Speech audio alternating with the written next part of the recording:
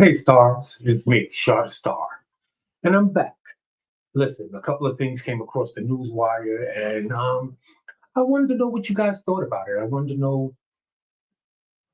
to share it with you, and I definitely want to know what your thoughts are on these stories that are coming to you today.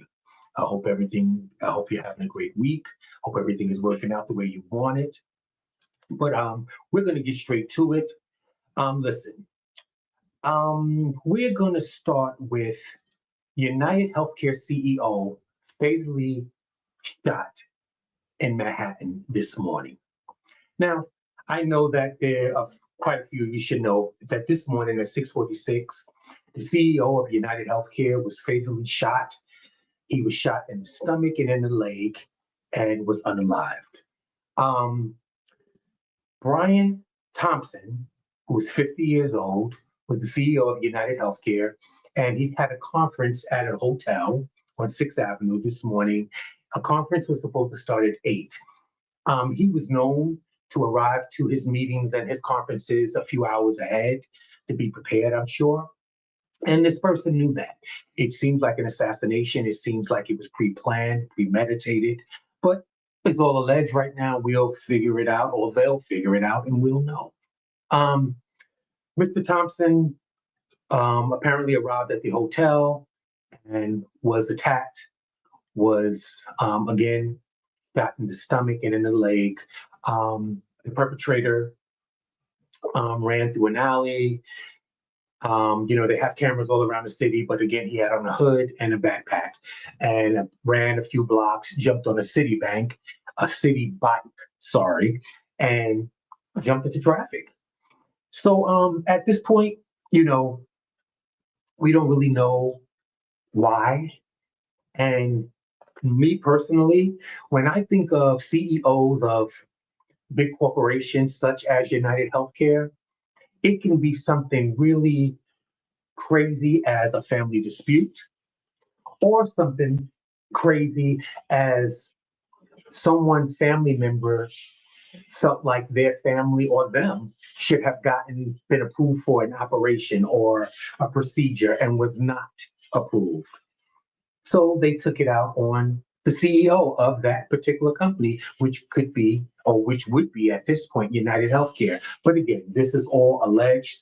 We don't know what happened, but like I said, it could be a crazy amount of things.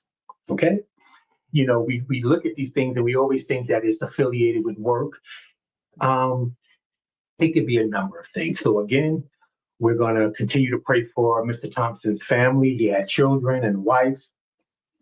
And we're going to move on to another story that I'm very interested to go through with you guys and know what your ideas are. Um, we're going to start this one, takes place in Greenville County, South Carolina. A middle school faces serious allegations of negligence after their repeated failure to protect a student from persistent bullying, resulting in a life altering consequence. Now, the story goes like this. The student started in this school, and this happened as of last year. So she went through a whole school year. But what started out as an isolated incident of bullying turned into a year-long battle of harassment, violent attacks, verbal attacks that this young lady, 12 years old, couldn't deal with. Um, Her name was Kalea Turner, I believe. I'm sorry, I don't mean to mess up the young lady's name, but Kalea Turner, 12 years old. Um, Her family has filed a lawsuit against the school and 9 faculty members, including teachers. Now, apparently, this young lady, 12 years old, was being harassed and bullied by 12 others. I'm sorry, 5 other students. She was 12 years old. I'm assuming they're the same age, between 12 and 13. So 5 students have been was harassing this young lady the entire year. And at one point, she decided to wear her hair natural, which is what is the thing now, which is a great thing.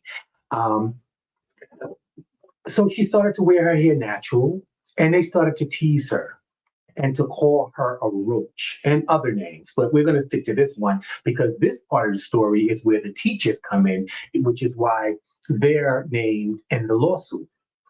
Apparently, one particular day in class, these particular students was harassing and bullying Miss Turner and was calling her a roach. And one of them yelled out to the teacher, just hypothetically, I'm going to just make up a name. Hey, Miss Smith, who's a roach in this class? And Miss Smith turned and looked at Miss Turner and said, Miss Turner. So that means you are going to join in with the bullying and the disrespect and the harassment of this 12-year-old young lady, a teacher. You're going to agree with the kids. Instead of saying, you know what, no one's a roach and stop doing that or whatever, you join in and agree with them. So, which makes her even feel worse, I'm sure. So, again, the parents have filed a lawsuit because the 12-year-old attempted to unalive herself by hanging. And because before she was found, she had been without oxygen with between 6 to 8 minutes. She has brain damage. Um, she's suffering with a lot of things, a lot of disabilities now. Um, they did post some pictures and a video, but I will not be showing it. I will not be add further to her hurt and her embarrassment and harassment. We don't need to see her in her worst. We know what it is. We understand. And that's the problem. When we were bullied in school, we would go to school, we would fight, we would argue, but hopefully we would get through it. And some people are bullied all through school. But when you went home, you had an outlet and you were home, you could breathe. But nowadays, the young adults, the children today, they have social media. The teasing, the taunting, the embarrassment never ends. They talked about this young lady's clothes. They talked about her hair. And to be on social media, it's non-stop. We didn't have to deal with that. And this is something now which makes it even more traumatic for these young people. It never ends. It's everywhere.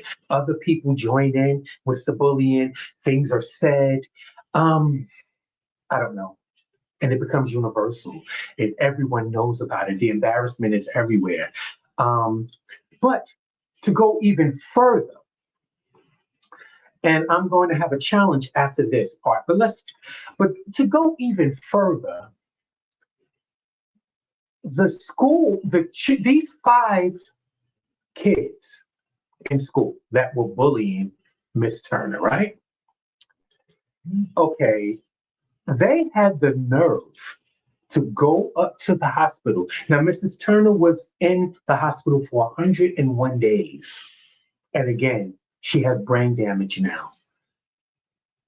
Allegedly, these 5 kids that were bullying her snuck up to the hospital, snuck into ICU to take pictures of her, to further embarrass her, and posted them on social media. Like, look what we did. Look what we got her to do. How weak was she? How dare you? So my challenge to my viewers and anyone that comes across this video, I challenge you, how would you deal with this situation if it was reversed and you found out that your child was the bully? Again, my challenge is, what would you do? How would you handle the situation in your child if you found out they was the bully? See, because I've seen videos on social media for years where I remember this one where this dad found out that his son was the bully and he was bullying kids in school. So he roughed him up, he pushed him around, he bullied him, he tried to show him what it felt like to have to do things you don't want to do or to be pushed around and have things taken away from you. And maybe that was the answer for that child, but everyone's an individual and every situation is different. And that toughening up and roughing them up, I don't know if that works. I don't know. I don't have any children, but I do know I have seen people be bullied. I don't know if I would actually say I was bullied, but I've been uncomfortable at times. It's life. Um, these kids snuck into the hospital, snuck into ICU, took pictures of this 12-year-old girl with tubes and things everywhere and posted them on social media. That's diabolical. What do you do when you find out your child is that kid? These are 12 preteen and teenagers, 12, 13, I'm sure maybe 14. See, again, I said since I started this channel that mental health is important, and that's from knee-high to a duck to a giant. It's possible, and bullies bully people mainly because they have their own insecurities and their own issues, and they don't know how to deal with them. So what do? They lash out and they take it out on you or whomever they feel is weak and won't get back or lash back. Again, the challenge is, please, I would love to know what you would do and how you would handle the situation if you found out your child was that bully. I'm very interested to know. Okay? Now, with that being said, I stated in a couple of last video or videos before, there's always a Walmart story, right? And the funny thing is, I had to tell you guys and remind you guys that Walmart is one of the biggest employers, in the United States. They have the most employees, they're their biggest employer. So with that much staff and that many employees and this many locations, there's always going to be a story. Okay. Some of them are kiki, some of them are funny, but some of them are not so funny. And I don't think this one is funny. Okay. I personally think that we have buying power, which means we have a choice where we spend our money. Well, surprise, surprise, Walmart has become the latest and the biggest company to roll back its DEI policies. Okay, so we've been hearing about this lately, and this has all been pretty much since I've been hearing mostly about it since Mr. Trump, president-elect, won his election. And I don't know what about other channels, but this channel, I want my people to be informed and be intentional. And I want you to know when someone says DEI, you don't have to guess what it is, because I'm about to tell you. DEI, okay? Give me a second, because I want you to see me. DEI stands for diversity, equality, and inclusion, okay? Diversity, the presence of differences in human identity, such as race, gender, age, sexual orientation, and more. Equality, the fair distribution of resources, access, and opportunities so that everyone has what they need to succeed. I for inclusion, the intentional effort to ensure that diverse individuals are welcomed, supported, and valued, and given equal access and involvement. Okay? So that is the DEI. Now, these huge companies, now that, like I said, President-elect is in the office, they're going to show us who they really are. And we need to show them who we really are. I'm not telling you to not buy from these places, but I want you to be informed and know what we're buying into. Okay? The weird thing about the DEI is, and the companies, now we're hearing about major companies now trying to dissolve its DEI policies, right? Now, you're going to be surprised, and I'm going to give you a short list of what major companies are rolling back on their DEI policies. Okay? You're right. Now, it's from Walmart to Toyota. Let's go. From Walmart to Toyota, major companies rolling back DEI policies. And my small list that I have right now is Walmart, Ford Motor Company, Lowe's, Tractor Supply, John Deere, Molson Coors, Harley Davidson, Stanley Black and Decker. Now, you would think that Stanley Black and Decker would, the name Stanley Black and Decker, girl, moving on. Toyota, Bud Light. These are the companies that are rolling back their DEI policies. With what's going on with the things being turned around, Roe versus Wade, and now DEI, if we are not careful, we will be back in the 60s in no time. No time. Listen, I want my people to be informed. I love you guys, but we at some point have to understand our buying power. And when I say buying power, I don't mean African American buying power. I mean human race buying power. And if we're going to speak of African American buying power, we've always had the buying power, but we don't lean into it. We know companies don't like us, and I have been guilty knowing, or put it this way, hearing allegedly things that companies have said in their upper office or in the background about African Americans and Spanish people and things like that.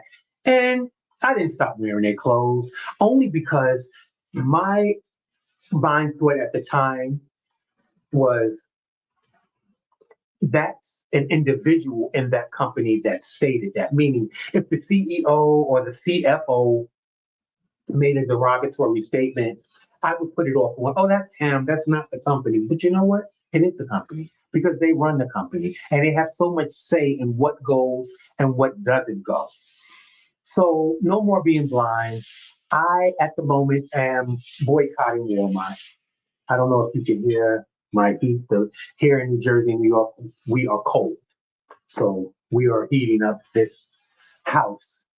But again, we have the buying power, and it's time for us to take charge of it because in the next 4 years, we're not going to have as much of a say as we would think that we would.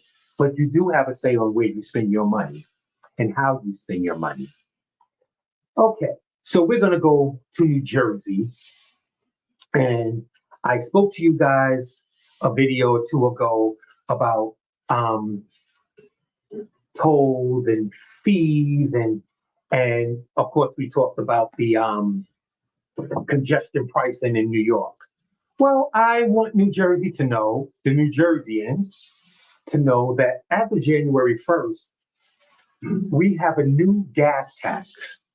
Our gas tax will increase on January 1st. Okay.